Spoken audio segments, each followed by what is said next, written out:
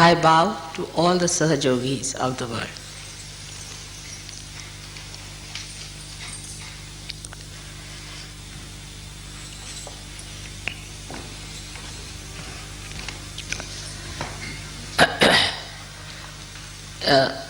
It is very heartening to see so many of you assembled here to do the Guru Puja, to worship your Guru in person is regarded as the highest blessing. But in my case,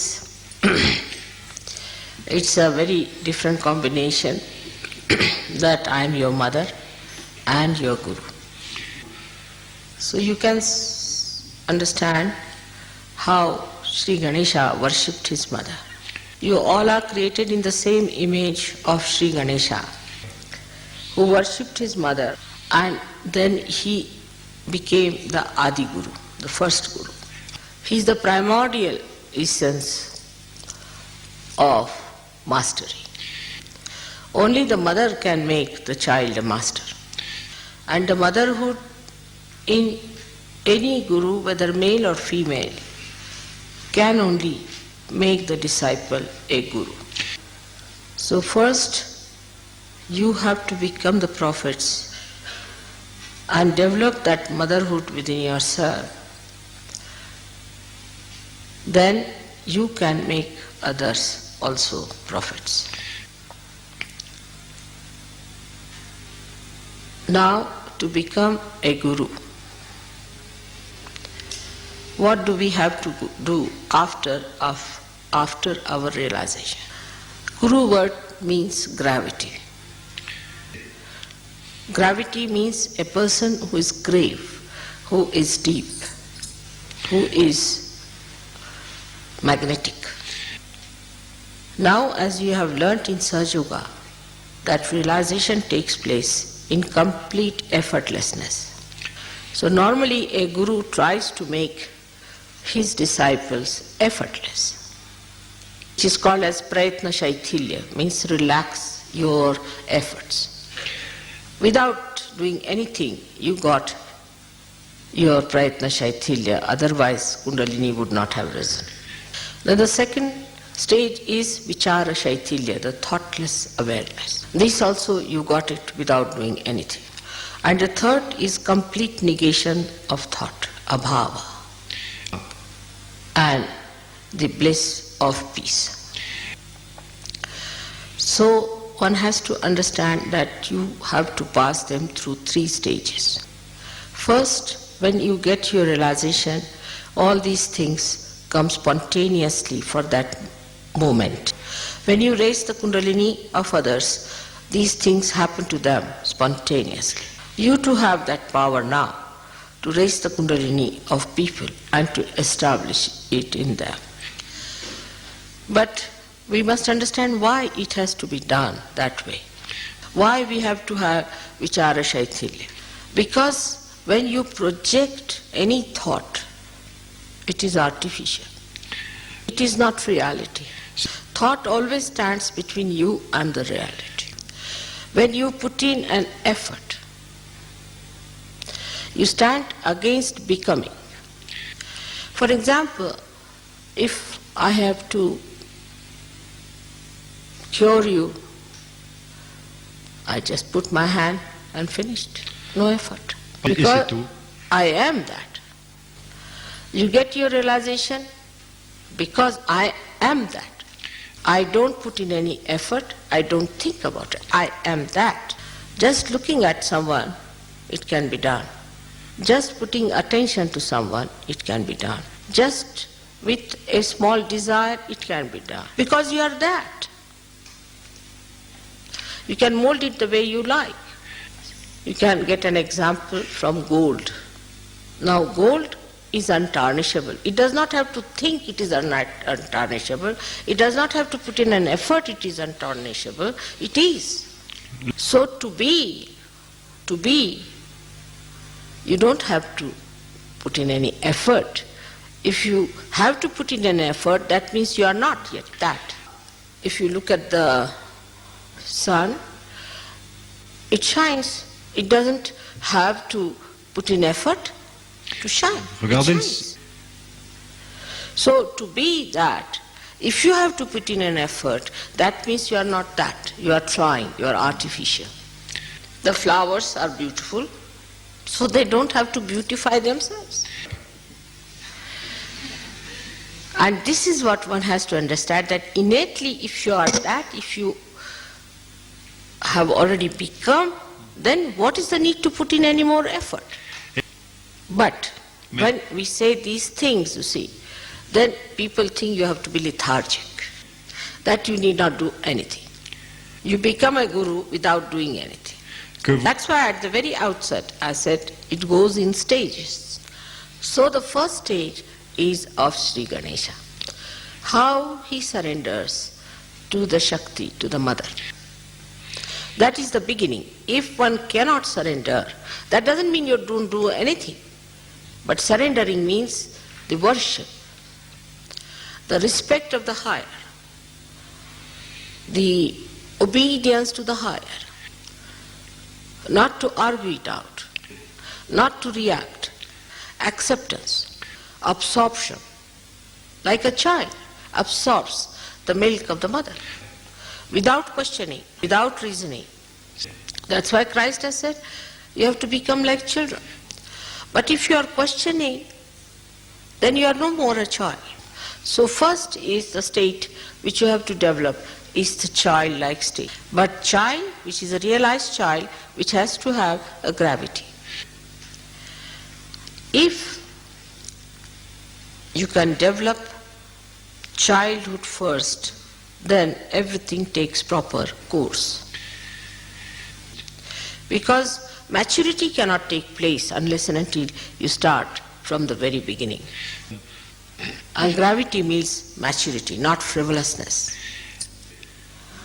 So now the quality of Ganesha, as you know, is that he has viveka, means he has discretion. He has means he is discretion. So try to develop your discretion power, so that Sri Ganesha gives you the wisdom, subuddhi, wisdom. And this is why you have to have a dependence on Sri Ganesha.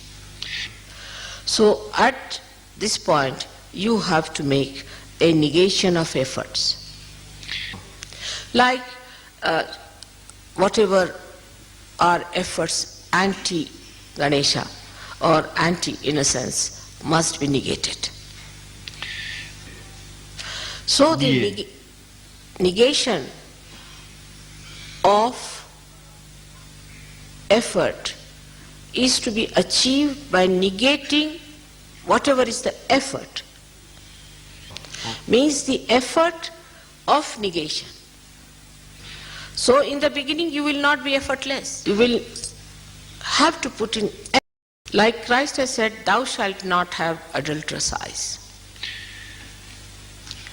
So how do you make your eyes innocent?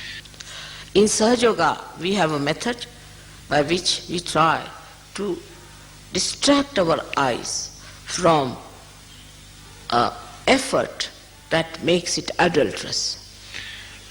Like we try to put our attention, our eyes on the Mother Earth, on the grass, on the trees. So the avoidance, the avoiding of the effort itself is effort.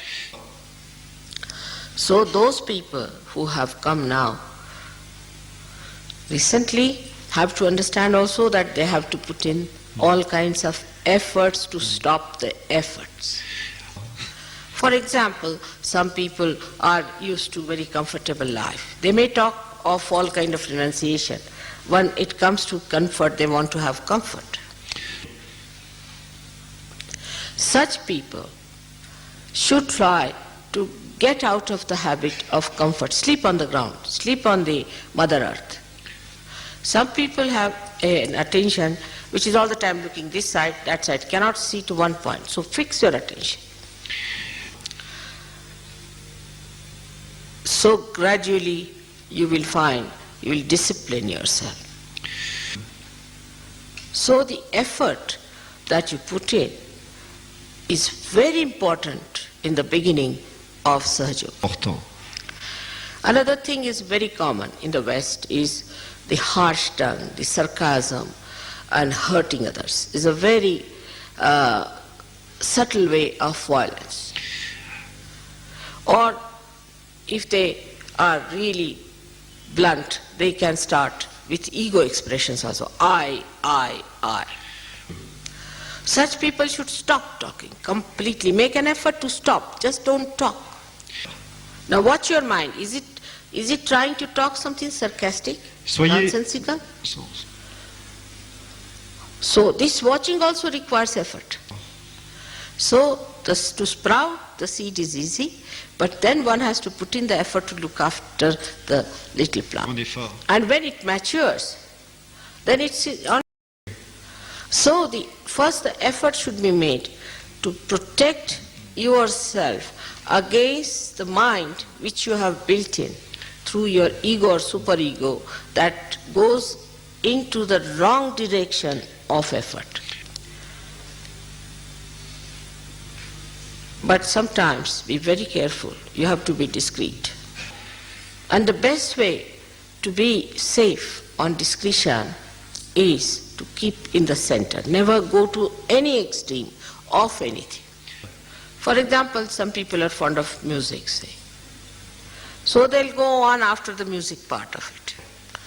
Some people say are fond of poetry. Then they'll go after the poetry. There is nothing wrong in it. But whatever you achieve in all these things must be brought back to the collective and must be enjoyed by everyone, and you should also enjoy what others have. For example, somebody is a very learned man and a dry person. So he has to make an effort to make himself sweet. So try to neutralize your extreme nature by coming in the center. And the best way to say is, I like everything. The way you keep me, I am happy in that. And to suggest to yourself that I am the peace. Suggest, or to suggest. I am the satisfaction. I am the dignity. Try to impose these artificialities upon yourself of these virtues and righteousness. And then ask yourself, if I am dignified, how can I do such a thing? Ask yourself. You judge yourself with those. For example, somebody is a miserly person and he says, oh, you must be generous. Then you call him a hypocrite. But supposing the miserly, you see, questions himself, then he is not a hypocrite. So when you put all these artificial so-called values upon yourself, sort of a goal, and then try to achieve that goal through your own effort, then you become that. So automatically you criticize yourself and you don't criticize others. And you know what's wrong with you. Because what's the use of knowing what's wrong with others? It is like England trying to improve the conditions in India and India trying to improve the conditions in England. But in this also, human brain has an escape. When they want to criticize themselves, they find a pouch called the left Vishuddhi and become settled there. The more cunning you are, the more clever you are, the worse is the left Vishuddhi. Then you put everything there, settle down nicely to stagnate, to get all kinds of filth in it, and to be settled with yourself nicely. It's like any lousy housewife. She takes all the dirt of the house and all that and piles up into a room, locks it up, and thinks, oh, she has been very efficient. You have to face it and you have to correct it and see to it. And that's how you become powerful. Because if your machinery is out of gear, what's the use of improving somebody else's machinery? And when your machinery is out of gear, you put it in a lock and key and lock it up and say, now it's all right. Or you blame somebody because of this, because of that, something else other than you. Thank God to Sahaja Yoga today that you all have got realization, so I don't have to do all that cleaning. You can do yourself. So in short, you become your own guru to begin with. You try to tell yourself, separate yourself from yourself and say, hello, sir, how are you now? Come along.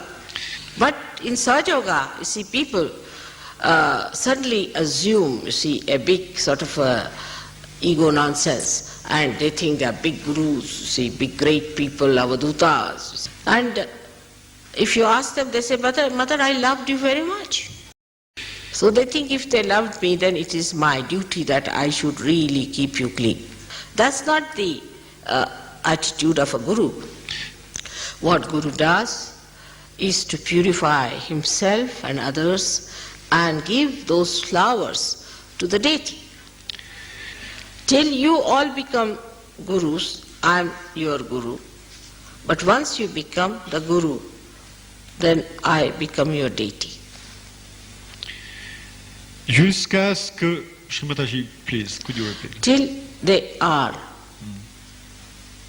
not yet gurus, I am their guru.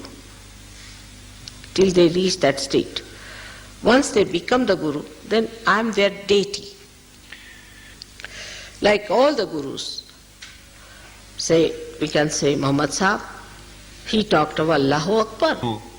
He talked of the Holy Ghost. He talked of the resurrection because he was a guru.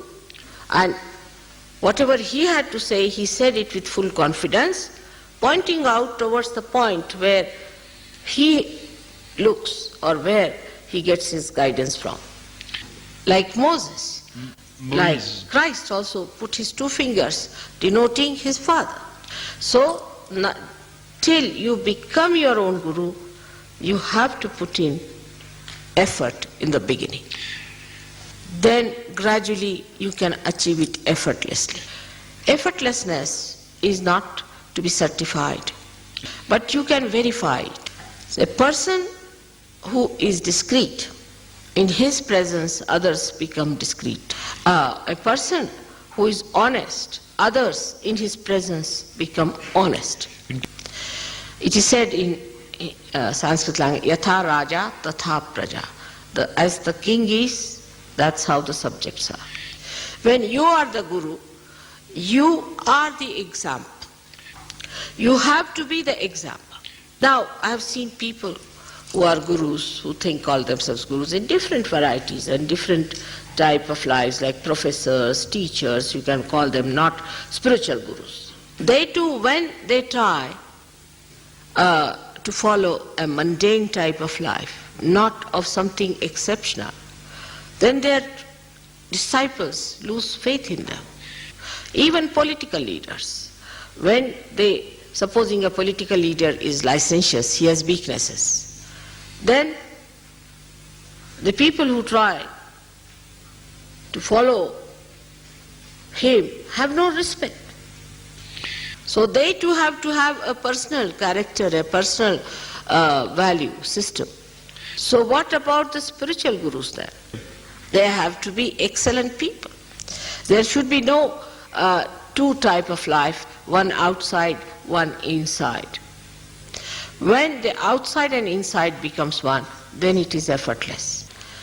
And that is what one has to do, the inside and the outside.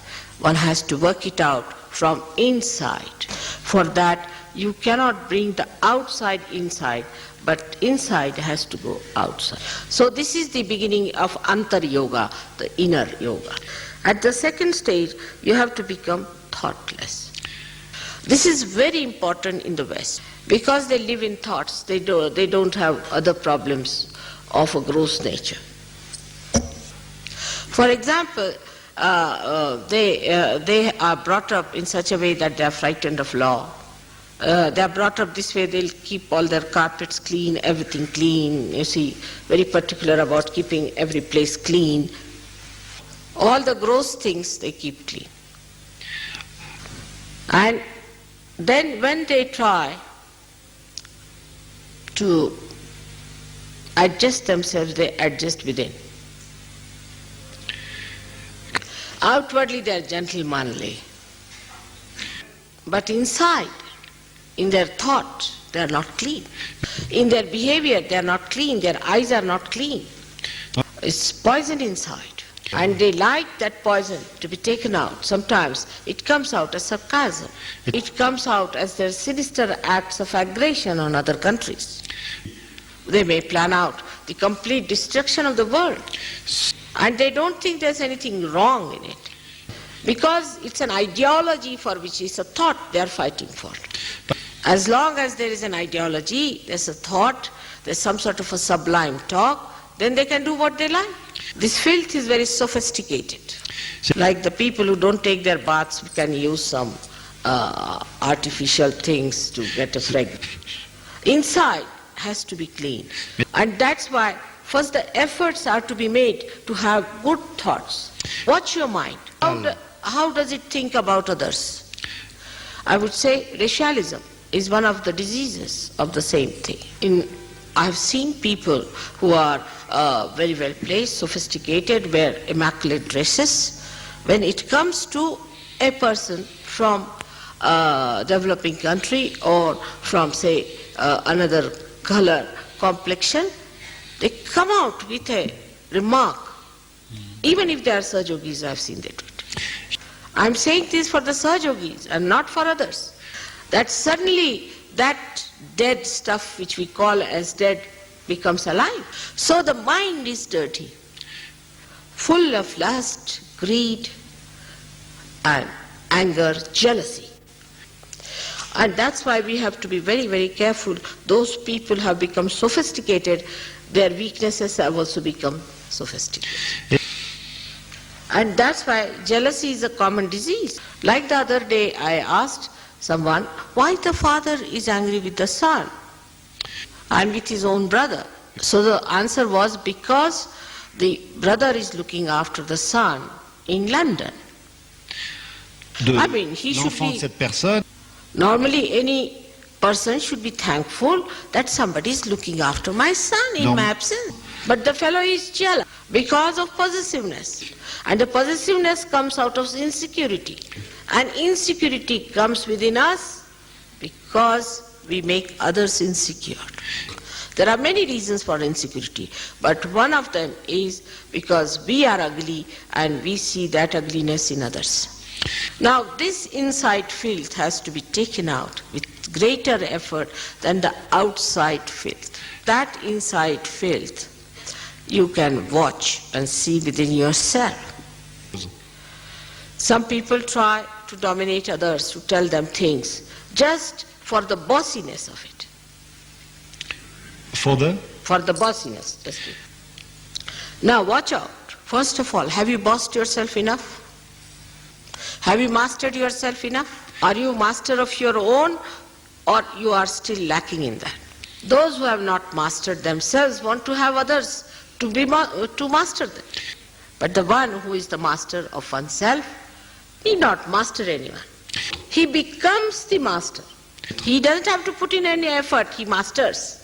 And there are so many tricks by which he can master. So many things by which he can correct. He may not say, he may not do anything, but just he manages. Everyone learns a lesson without his doing anything about it. But they know that somebody is a master of masters. Maybe such a person will be very unassuming, simple, innocent looking. But that's Mahamaya. That's the illusion. Mais ceci, c'est l'illusion. So the person who is that power doesn't want to show it outside. On the contrary, it shows in such a way that people know it. I mean, the way things happen in life, we start understanding that we don't have to put up any show. Someone knows everything. When we have someone like that, try to follow. So in the third stage, the effort should be to follow your Guru, who is a Sadguru. Now, that one becomes the one, a pattern which you have to follow. But in this also, Sahajogis can be very superficial. One of the Sahajogis used to wear a shawl in a particular way. So I sent him some other Sahajogis that he will try to help them. He can be their guru. They all started wearing shawl the same way. It's not outside. You have to follow the inside. So when you become the guru, become the guru. You become. It's such a short method, just to become. Now if you face yourself, you'll know that there are still some steps you have to cross to become. Even now when I'm lecturing to you, you are thinking of others. Oh, mother is talking about him. Not about yourself. That is how one has to take it inside, the absorption from your guru, that you have to see yourself. Now, that is very important if we have to become the prophets who will make others prophets.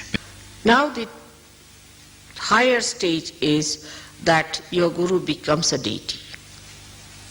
When you say Guru Brahma, Guru Vishnu, Guru Devo, Maheshwara, they go up to that point, but nobody says Guru is Devi.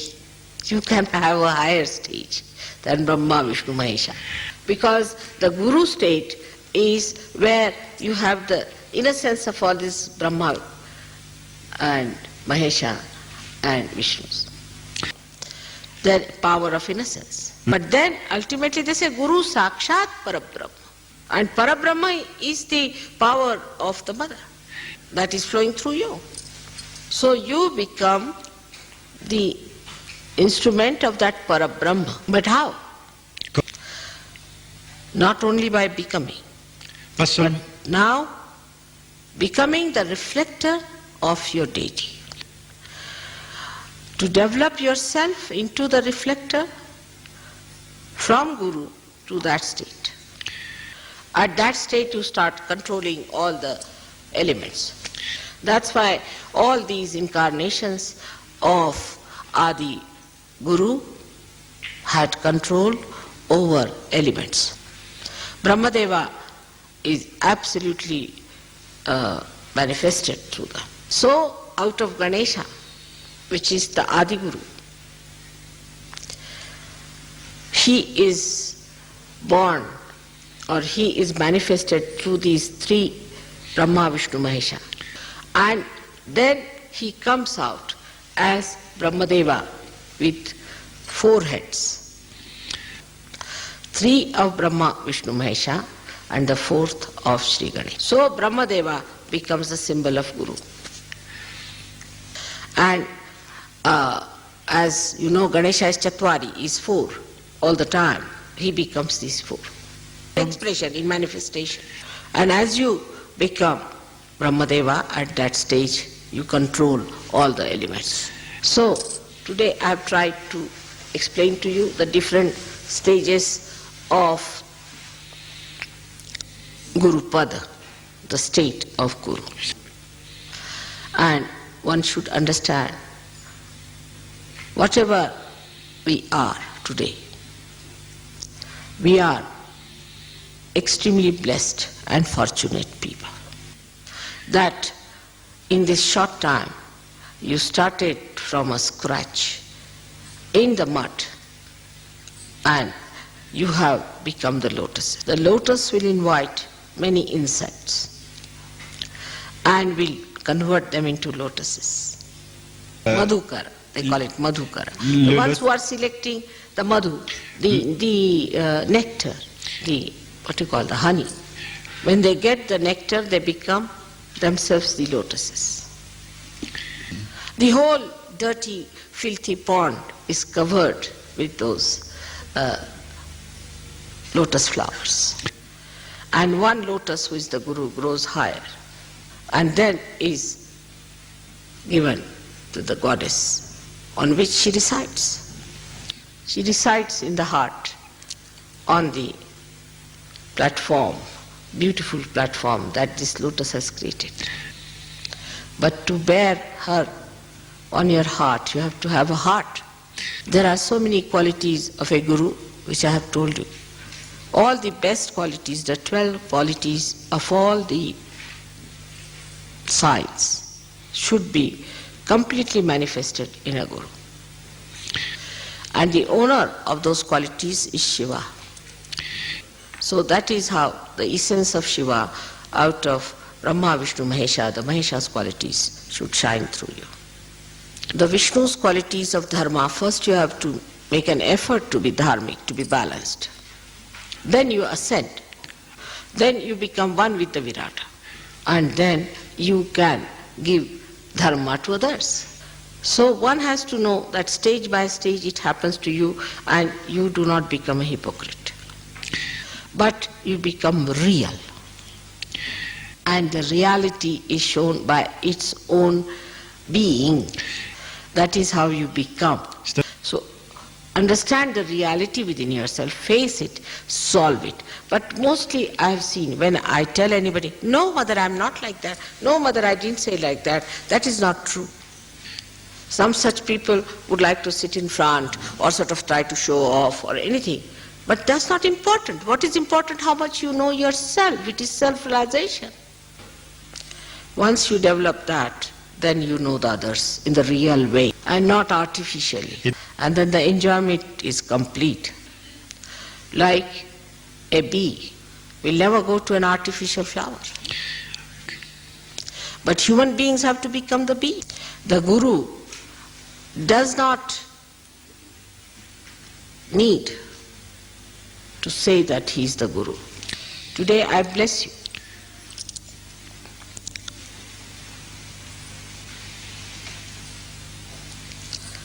I have completed the 12 years of gurus. Bonjour. And you should really assume the Shiva's powers within yourself. That is my body, my mind, my heart, everything Toute chose. has spared no efforts to completely indulge into this cleansing, into this making, into this becoming of you people. I request you now Maintenant. that please do not waste my efforts. Look at yourself, help yourself, and Faites-vous. try to rise higher and higher, Yes. to become yourself. When you become yourself, then you become the Guru. And once you become the Guru, you become Brahmadeva, Mahesha and Vishnu. So first you are made in the pattern of Ganesha, then Brahma, Vishnu, Mahesha. But very much depends on your readiness to do it. And most of all, your honesty, sincerity. I hope Sri Ganesha will give you the wisdom to understand. The Shakti will give you Shakti to work hard. And Shiva will give you joy. Sadashiva will give you the joy so that you proceed in your establishment. May God bless you. Que Dieu vous bénisse.